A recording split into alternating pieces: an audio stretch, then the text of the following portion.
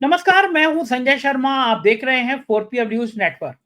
रोज अभय दुबे जी के संग शो करता हूं, आपको बड़ा पसंद आता है। मैंने अभय दुबे जी से याद दिलाया, उनको पूछा 100 जूते और 100 प्याज वाली कहानी। एक आदमी को सजा मिली, राजा के दरबार में गया। राजा ने कहा, बताओ दंड में 100 कोड़े खाओगे, 100 जूते खाओगे, 100 प्याज। उसने कहा, जूता कोड़ा कौन खाए? बोले, महाराज। राजा जी, जय हो, प्याज खा लूंगा। 5 प्याज खा पाया, आंखों से आंसू आने लगे। बोले, खाया नहीं जाएगा, जूते मार लीजिए आप। जहाँ 5 जूते, बोले, रुकिए रुकिए, प्याज खा ले रहा हूँ। आखिर में उसने 100 जूते भी खाए और 100 प्याज भी खाए। इस कहानी का संदर्भ मैंने अभय दुबे जी के साथ इसलिए लिया कि मणिपुर 2 साल से हिंसा की चपेट में था। सरकार बचाने के लिए वहां के मुख्यमंत्री जितना घिनौना काम हो सकता था सब कर रहे थे। महिलाओं के नग्न जुलूस हमने देखे, हत्याओं की बाढ़ हमने देखी, लेकिन सरकार बचा नहीं पाए, राष्ट्रपति शासन लग गया। भारतीय जनता पार्टी इसके जरिए पूर्वोत्तर में क्या खेल खेलना चाह रही थी और संघ की इसमें क्या भूमिका थी, अभय दुबे जी ने विस्तार से बताया। संघ के शीश महल, वो फोटो देखी होगी आपने, जो संघ की दिल्ली में एक 7 स्टार बिल्डिंग बनी है उसमें। और अभय दुबे जी ने कहा कि आजकल संघ के जो संगठन मंत्री होते थे भाई साहब कहलाने लगे हैं, कि भाई साहब के कारनामे क्या। मैंने उनको याद दिलाया कि लखनऊ में एक बड़ी कंपनी है पिंटेल, उसके जो कर्ता धर्ता हैं उनके सी बड़े अफसरों से ताल्लुकात बड़े अच्छे रहते हैं। चाहे डीजीपी हो, चीफ सेक्रेटरी हो, दावा कर उनके चमचे दावा करते हैं कि हमारे वाले साहब के संबंध तो सब अफसरों से हैं। दिल्ली में हम बड़ा साम्राज्य चलाते हैं और वहां पार्टी देते हैं। लेकिन वो उनके भी संबंध एक संगठन मंत्री से थे। इनकम टैक्स का छापा पड़ा, सैकड़ों करोड़ की संपत्ति जब्त कर ली गई। ये बात अलग है, जैसे छापा मारा उसका भाई साहब ने ट्रांसफर करा दिया, लोग कहते हैं।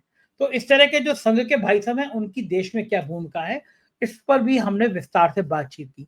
रोचक बातचीत है, पूरी बातचीत सुनिएगा। पहले चैनल को सब्सक्राइब और ज्वाइन कर लीजिएगा, अपना प्यार बनाए रखिएगा। चलते हैं हम लोग सीधे अभय दुबे जी के पास। 4PM न्यूज नेटवर्क में स्वागत है अभय दुबे जी आपका।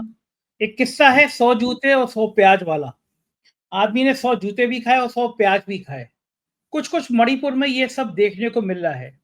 भारतीय जनता पार्टी ने मणिपुर को लेकर जिस तरह की बदनामी झेली, तो 2 साल होने को आ गए, जिस तरह हिंसा का, नग्नता का बर्बर नाच हुआ, भाजपा को आखिर में अपने मुख्यमंत्री को हटाना पड़ा।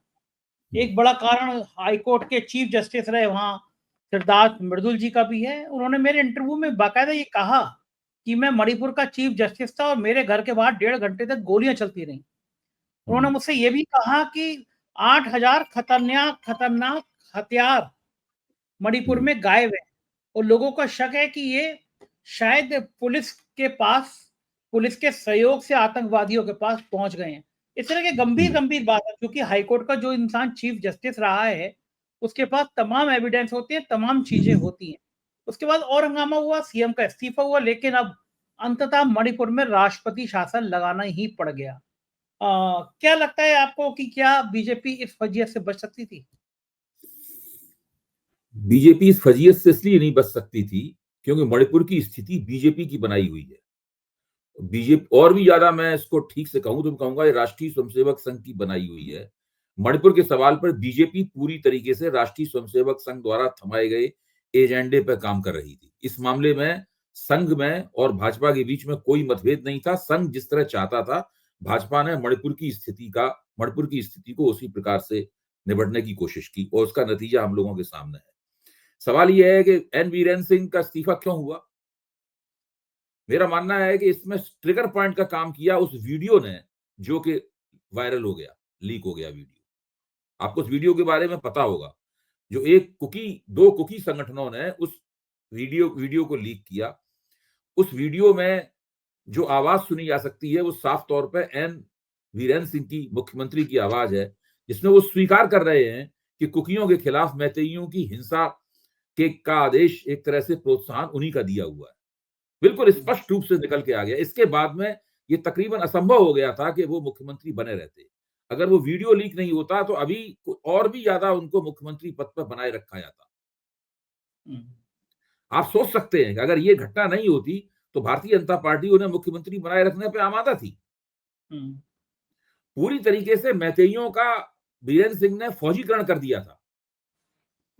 एक जमाने में इम्फाल घाटी जो है वो वैष्णवों की घाटी मानी जाती थी और वैष्णव हिंसा के प्रति अपने निषेध के लिए और हिंसा से दूर रहने के लिए मशहूर होते हैं। उनकी ख्याति ये होती है कि वो कोई हिंसा समर्थक नहीं होते। उनका तो तर्क यह है कि जो गांधी जी का भजन था कि वैष्णव जन ते तैने का ये पीर पड़ाई जाने दे, जो दूसरे के दर्द को समझता है वही तो वैष्णव जन होता है। यहाँ पर वैष्णव जन जो है वो दूसरे के खिलाफ हिंसा कर रहा है। मणिपुर इम्फाल घाटी के मैतेइयों को उनकी वैष्णव संस्कृति से निकालकर हिंसक संस्कृति में ले जाने का काम राष्ट्रीय स्वयंसेवक संघ और हिंदुत्व की विचारधारा ने किया।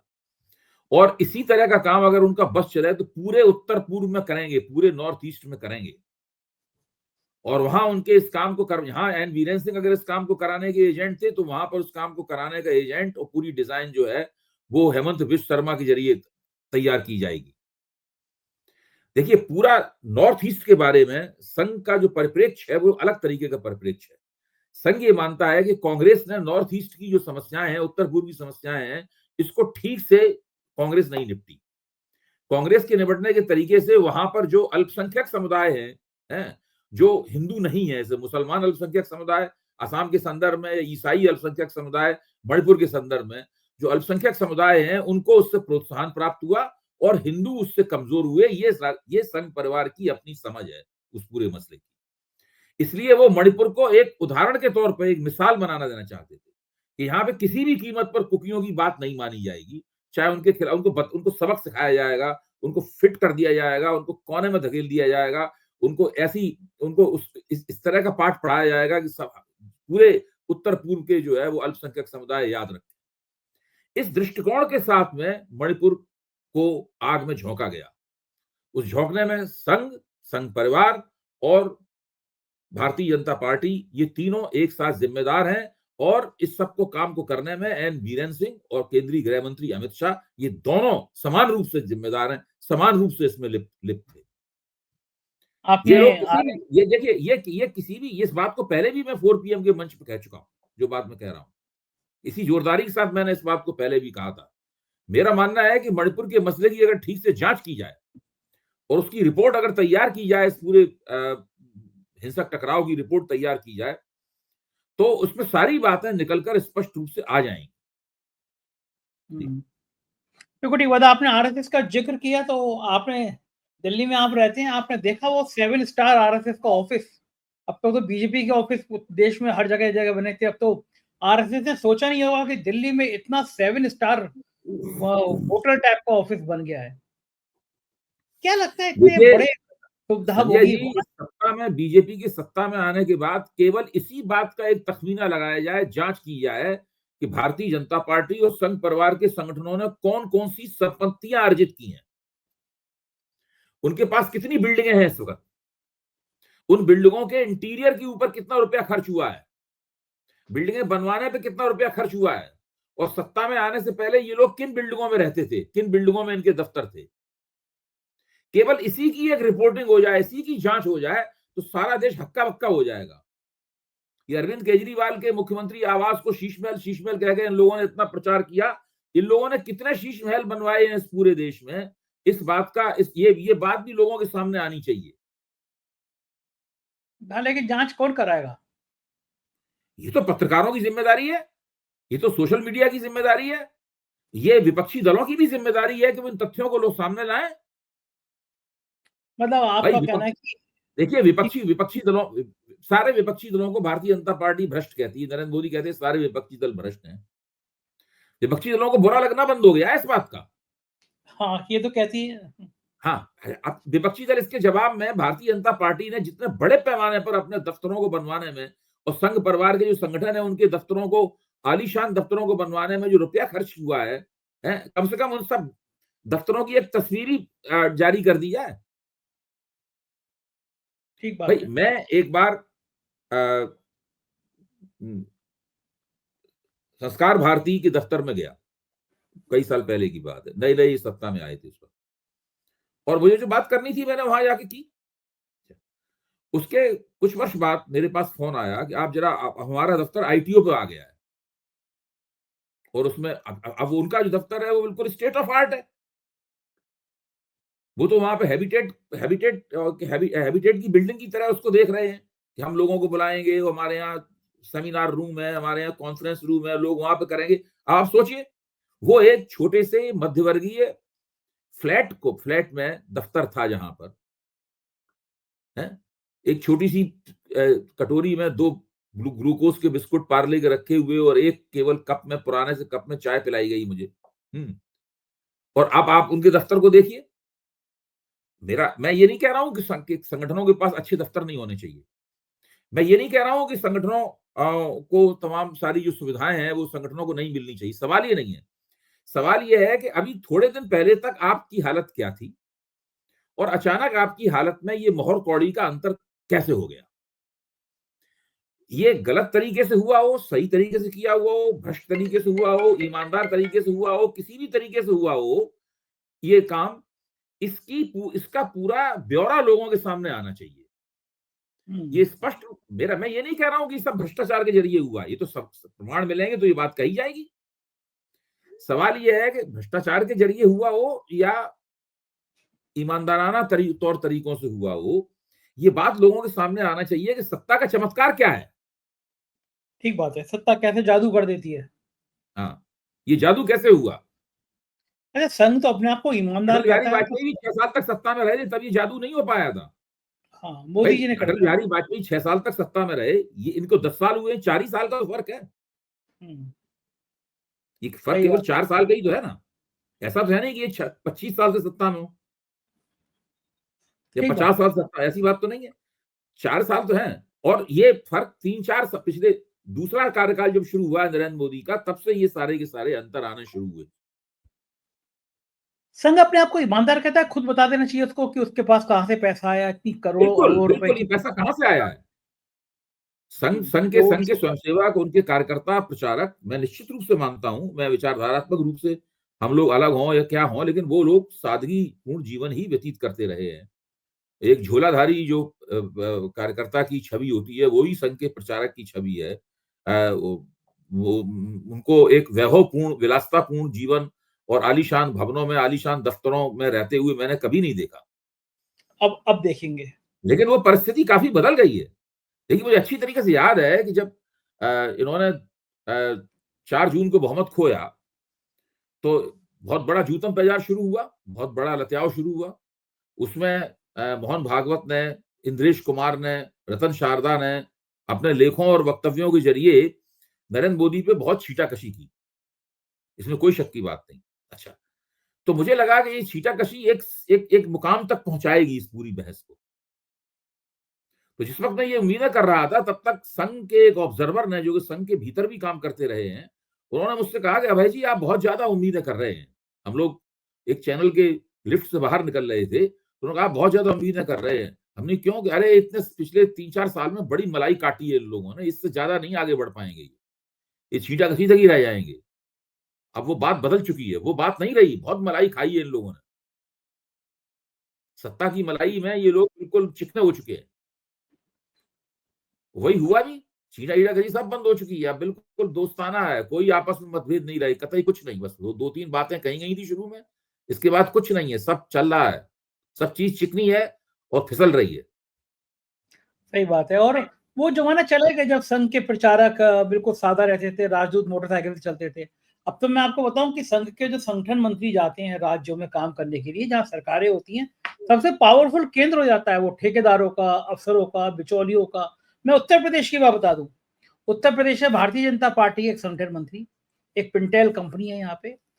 बताया जाता है कि ना जाने कितने अफसरों की उसमें बेनामी संपत्ति लगी हुई है। साहे साहब एक हैं, उनके अफसरों से बड़े अच्छे रिश्ते रहे हैं और उनके उस भाजपा संगठन मंत्री से अब रहे हो नहीं है, लेकिन साहे के समर्थक जो लोग हैं वो बताते हैं कि भाई संगठन मंत्री के जरिए बड़ी कृपा मिली। उसके बाद इनकम टैक्स की रेड पड़ी अभय जी, सैकड़ों करोड़ रुपए की संपत्ति तो इनकम टैक्स ने सीज कर दी उसी पिंटेल कंपनी की लखनऊ में। जांच आगे बढ़ पाती तो जिसने रेड करी 24 घंटे के अंदर उस अफसर का तबादला करके बड़ी महत्वहीन विभाग जगह पे भेज दिएगा, केरल या कहीं और ऐसी जगह पे। इनकम टैक्स का वो शायद कमिश्नर था, ज्वाइंट कमिश्नर जो भी था।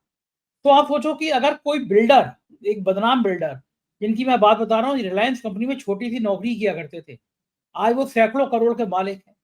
आजकल वो दिल्ली की सत्ता के केंद्र हैं, बनारस में बड़े सक्रिय भूमिका और बीजेपी के संगठन मंत्री का नाम आना उनके साथ में। इनकम टैक्स की वो सैकड़ों करोड़ की जमीन कब्जे आना, जांच सब ठप हो गई क्योंकि बीजेपी के संगठन मंत्री का नाम आ गया। संगठन मंत्री मतलब आरएसएस से गए संगठन मंत्री। तो आप सोचिए कितने ताकतवर हो गए हैं संघ के जो संगठन मंत्री हैं, फिर इसलिए चाहते हैं कि बीजेपी का काम करेंगे।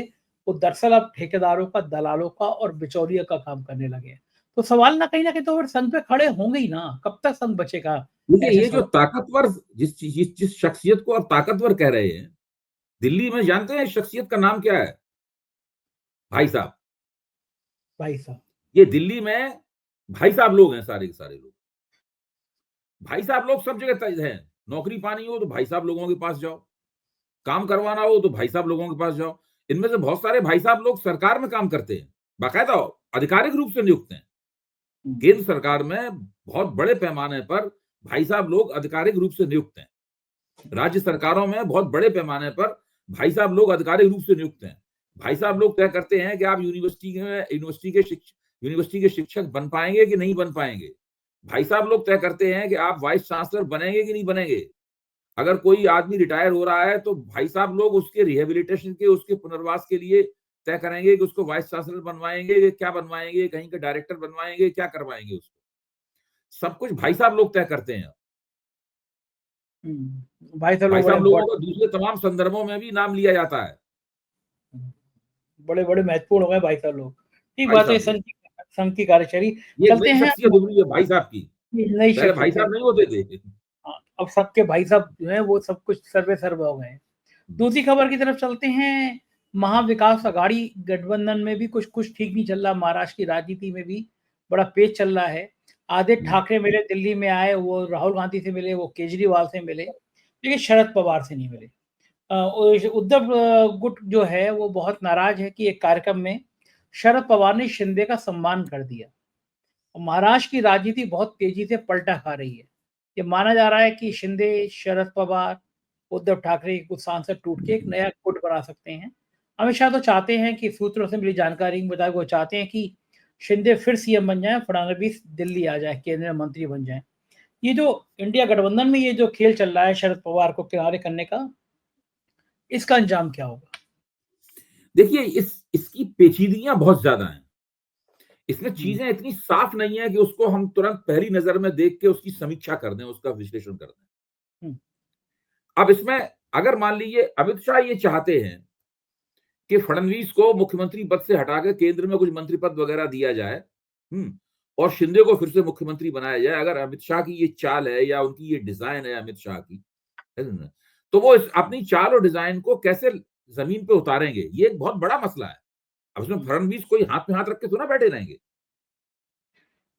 हुँ। क्योंकि ये तो अगर अमित शाह अभी चाहते, इसका मतलब पहले भी ये चाहते रहे होंगे। हम हाँ, लोग बिल्कुल जानते हैं कि वो चाहते रहे थे, तो उस हुँ, वक्त तो उसको लागू नहीं कर पाए। हुँ, यहाँ तक उन्हें चुनाव प्रचार के दौरान कहना पड़ा कि फडणवीस ही बनेंगे मुख्यमंत्री, अमित शाह को भी कहना पड़ा। हुँ, मोदी ने भी कहा और अमित शाह ने भी कहा, दोनों ने ये कहा। हुँ, तो ये तो उनकी तरफ से तो ये बात है। और जहां तक इधर इनका महाविकास अघाड़ी का सवाल है, आप इस बात को जरा सोचिए कि अजीत पवार जो हैं आदित्य ठाकरे को या उद्धव ठाकरे को अपने किसी कार्यक्रम में निमंत्रित करें, तो उसके दो प्रतिक्रियाएं होंगी। एक तो कहें भाई हम आपके कार्यक्रम में नहीं आते, अजीत पवार। एक हो सकती है कि वो चले जाएं उनके कार्यक्रम में। हुँ, अगर वो उनके कार्यक्रम में चले जाएं तो इस पर शरद पवार बुरा मान जाए कि तुम उनके कार्यक्रम में क्यों गए। बिल्कुल मान जाएँगे।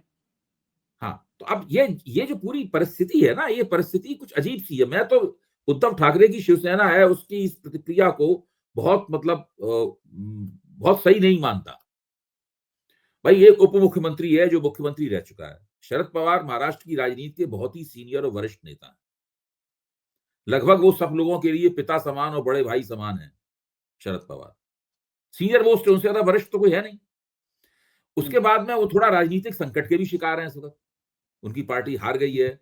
उनका भतीजा जो उसके उनके मुकाबले दबा हुआ था, वो बड़ा नेता बन गया है उनके मुकाबले। तो ऐसी हुँ, स्थिति में अगर जो एक पूर्व मुख्यमंत्री और मौजूदा उप मुख्यमंत्री और एक ऐसा व्यक्ति जो कि दरअसल फडणवीस के खिलाफ खड़ा हुआ है सत्ता की राजनीति में, वो उनको अपने किसी कार्यक्रम में बुलाता है और आग्रह करता है कि आप मैं आपके हाथ से सम्मानित होना चाहता हूं, तो अकलमंदी तो सही यही बात है। होगी, शरद पवार उसको सम्मानित कर दें जाके। हुँ, ठीक बात। आप सोचिए, मैं जो बात कह रहा हूं उसको सोचिए। अकलमंदी इसमें इसमें थोड़ा अकलमंदी होगी, नहीं हम नहीं आते आपके कार्यक्रम में, हम तो अलग मोर्चे में, आप अलग मोर्चे में, मुंह फुला के बैठ जाएं। मुंह फुला के बैठ जाएं। अकलमंदी तो मेरे ख्याल से तो शरद पवार ने जो कदम उठाया, वो कदम ज्यादा बुद्धिमानी का कदम है। उसके पीछे राजनीतिक समझदारी ज्यादा है, बजाय इसके कि वो ये शिकायतें जो करते फिर रहे हैं इधर-उधर, इनकी राजनीतिक समझदारी ज्यादा नहीं है इसके पीछे।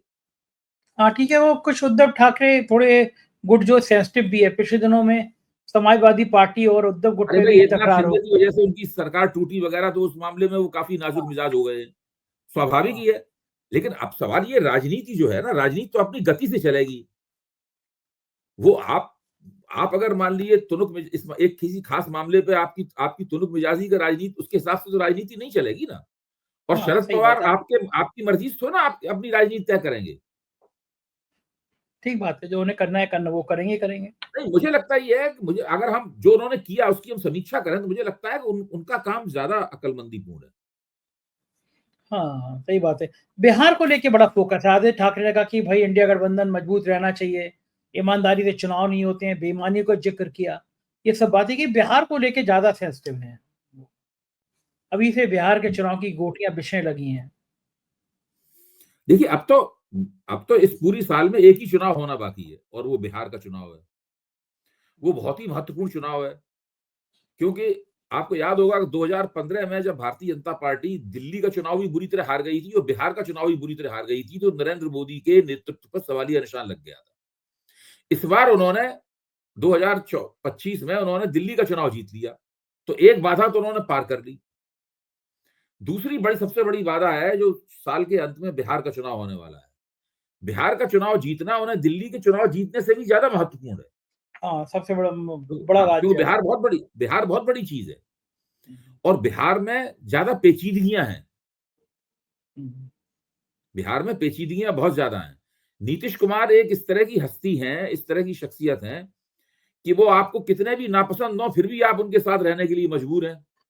हुँ, भाजपा में कोई नीतीश कुमार को पसंद नहीं करता, फिर हुँ, भी उनको नेता मानना पड़ता है, उनको तरजीह देनी पड़ती है, उनको मुख्यमंत्री बनाना पड़ता है। वो एक अजीब सी परिस्थिति है वहां बिहार के अंदर। तो उसमें हुँ, हमेशा ही एनडीए के अंदर एक असहजता रहती है एक दूसरे के प्रति। हुँ, सारे बीजेपी वालों का मन है कि आज तुरंत दौड़ के जाएं, नीतीश कुमार को कुर्सी से खींच के नीचे दे मारें।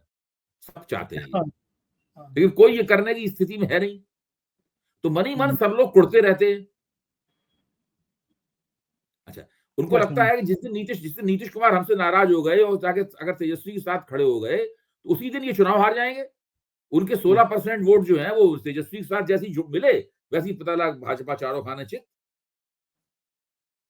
तो 16% का जो खेल है वो उससे संभल नहीं रहा है किसी से। अच्छा, ये बीच-बीच में जो जहां तक सवाल इस बात का है कि चुनाव बेईमानी से हो रहे हैं, वोटर लिस्टों में बहुत फेरबदल हो रहा है, चुनाव आयोग ठीक से काम नहीं कर रहा है, और बिहार चुनाव में भी यही सब होगा। तो बिहार इस वक्त फरवरी चल रही है, आज 13 फरवरी है, यानी फरवरी का महीना अभी आधा भी खत्म नहीं हुआ है। इसके बाद में बहुत कई महीने बाकी हैं बिहार के चुनाव में। अगर विपक्ष सारे देश में घूम घूम कर इस सवाल को मुद्दा बनाए कि चुनाव स्वतंत्र और निष्पक्ष होने चाहिए, चुनाव आयोग को स्वतंत्र निष्पक्ष होना चाहिए, वो भाजपा के हाथ में बिका हुआ चुनाव आयोग नहीं होना चाहिए, अगर सारे देश में घूम के मुद्दा बनाए, इसका दबाव बनाए बुरी तरीके से, तो फिर चुनाव स्वतंत्र और निष्पक्ष करने के लिए चुनाव आयोग मजबूर हो सकता है। इसके लिए आपको जम के राजनीति करनी होगी, इस मुद्दे के इर्द गिर्द विपक्ष की एकता कायम करनी होगी, आंखें खुली रखनी होंगी तेजस्वी यादव को, जो कि भाजपा के खिलाफ सबसे बड़ी ताकत है वहां पर, हुँ, कि भाई वोटर लिस्टों में हेर फेर कहाँ किया जा रहा है, क्या नाटकबाजी चल रही है, सब बातें पता होनी चाहिए। जैसे आम आदमी पार्टी ने दिल्ली में किया, अब आम आदमी पार्टी इस वक्त ये आरोप नहीं लगा रही कि वोटर लिस्टों की हेर फेर के कारण हम हार गए चुनाव, हाँ, ये आरोप क्योंकि नहीं उसको लगाया। पता है, उसने उसको रोक दिया था। वो पता है, उसने रोक दिया था उसको, वो चुनाव दूसरे हुँ, कारणों से हारी है। हुँ, तो ये इस वक्त गेंद जो है वो तेजस्वी यादव के पाले में है, कांग्रेस के पाले में है, और उन उन शक्तियों के पाले में है जो कि भारतीय जनता पार्टी के खिलाफ वहां पर खड़ी हुई हैं। इसके लिए उन्हें बाकायदा योजनाबद्ध तरीके से प्रतिबद्ध होकर राजनीति करनी होगी। हाँ, ठीक बात है। और वो ये यही तो वो लग रहा है कि चारा फेंक रहे हैं नीतीश कुमार को कि तुम हमारी हम्म। तरफ आ जाओ, तुम हमारी तरफ आ जाओ।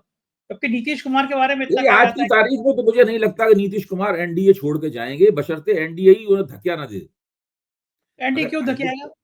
वही तो कह रहे हैं, एनडीए क्यों धक्काएगा? इस विधानसभा चुनाव में तो नहीं धक्काने वाला है। हाँ, इसके उनको पता है कि देखिए, अगले चुनाव तक जब तक भारतीय जनता पार्टी को ये विश्वास नहीं हो जाएगा कि एनडीए छोड़ने पर नीतीश कुमार के वोट घट के 5% रह जाएंगे, जिस दिन से ये विश्वास हो गया कि एनडीए से अगर हमें निकाल देंगे तो ये 5-6% से ज्यादा वोट नहीं खींच पाएंगे, उस दिन निकाल दिया जाएगा उनको। कोई दुनिया की सबसे खूबसूरत आदमी तो है नहीं, इनकी खूबसूरती के आकर्षण में उनको रखा जाए एनडीए में। सही बात। जब तक चले अब बीच में तो ये भी होता है उनकी मेमोरी चली गई है, मेमोरी बहुत कम हो गई है उनकी, वो भूल जाते हैं। मेरा मानना है कि राजनीतिक रूप से पूरी तरह सतर्क हैं। सतर्क है ना, वो ये सब मुझे भी बातें जो प्रचार किया जाता है वो सब है। मुझे लगता नहीं कि राजनीतिक रूप से उन्होंने पिछले मतलब लोकसभा चुनाव से लेकर अब तक एक भी गलत कदम नहीं उठाया है, और हर हाँ। कदम में उनको फायदा हुआ है। नीतीश हुँ, कुमार बिहार के इस वक्त सबसे ज्यादा फायदे में रहने वाले नेता हैं, सबसे ज्यादा हुँ, फायदे में है इस वक्त। उनकी जो हुँ, वोटों के लिहाज से उनकी हैसियत है, उससे ज्यादा फायदा उनको मिला हुआ है। इस व्यक्ति के हुँ। पास 16% वोट है, वो लगातार मुख्यमंत्री बना हुआ है, उसके पास देखिए कितने सांसद हैं। बिल्कुल वो हर तरह से फायदे में है। आप खूब कहते रहिए कि साहब वो बूढ़े हो गए हैं, बीमार हो गए हैं, ये कुछ नहीं फर्क पड़ता। सबसे ज्यादा अच्छा, फायदे में वही है वहां ये बातें पे, भी हैं? क्या जानबूझ के कहीं प्रचारित कराई जाती हैं कि वो बीमार हैं, बिल्कुल, भूल बिल्कुल। देखिए, इन बातों कहने से होता क्या है? जब नीतीश कुमार के भाजपा में सबसे बड़े एलाई, सबसे बड़े दोस्त नरेंद्र मोदी हैं। हुँ, नीतीश कुमार भाजपा की मजबूरी इसलिए बने हुए हैं क्योंकि नरेंद्र मोदी चाहते हैं कि वो भाजपा की मजबूरी बने रहें। हुँ। जिस दिन नरेंद्र मोदी चाहना बंद कर देंगे, उस दिन नीतीश कुमार तेजस्वी यादव के साथ चले जाएंगे। सही बात है ये, और ये अभी तो फिलहाल सबसे तो बड़े थोड़ा एलाई वो है। तो थोड़ा ही है, नीतीश बिल्कुल ठीक कुमार भी बात। जानते हैं, इसीलिए पैर छूने झपटते हैं उनके वो।